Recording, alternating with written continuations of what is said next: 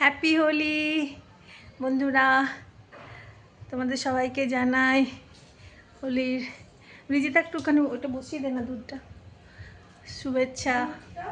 সবাই খুব মজা করো, এনজয় করো, গুজিয়া খাও, রং খেলো।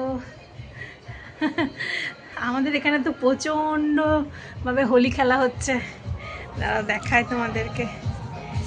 এই দেখো, সব আমাদের গলিতে হোলি খেলা হচ্ছে। ওখানে বাচ্চারা সব খেলছে, আর সব ছাদে ছাদে হোলি চলছে, গান চলছে। আমি নিচে নামিনি।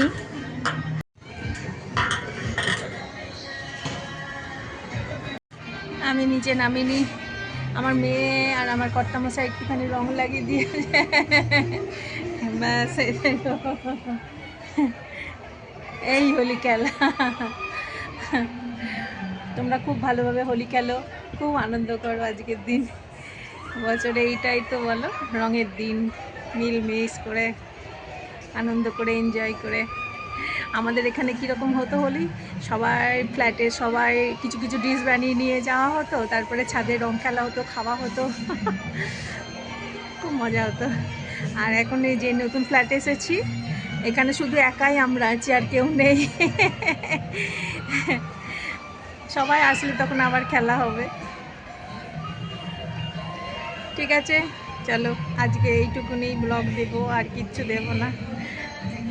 আবার জানাচ্ছি হ্যাপি হোলি, শুভকামনা। Bye, tata. এই যে আমার মেয়েও আমার সঙ্গে খেলেনি, আমাদের বাড়ির কেউই খেলেনি।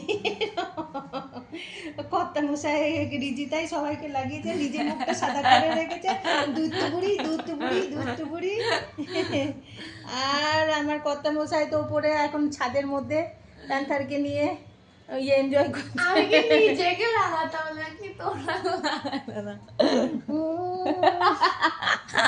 গালে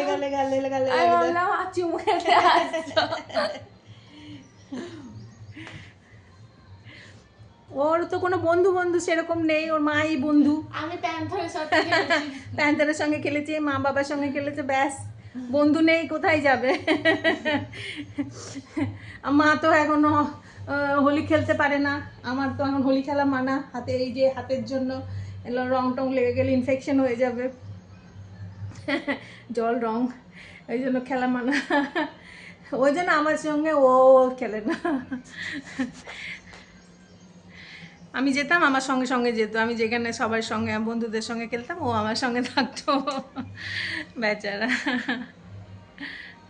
এই দেখো, আমি সব রেডি করে রেখেছি, দই বড়া, মিঠা চাটনি, গ্রিন চাটনি, দই, মশলা, সমস্ত কিছু রেডি।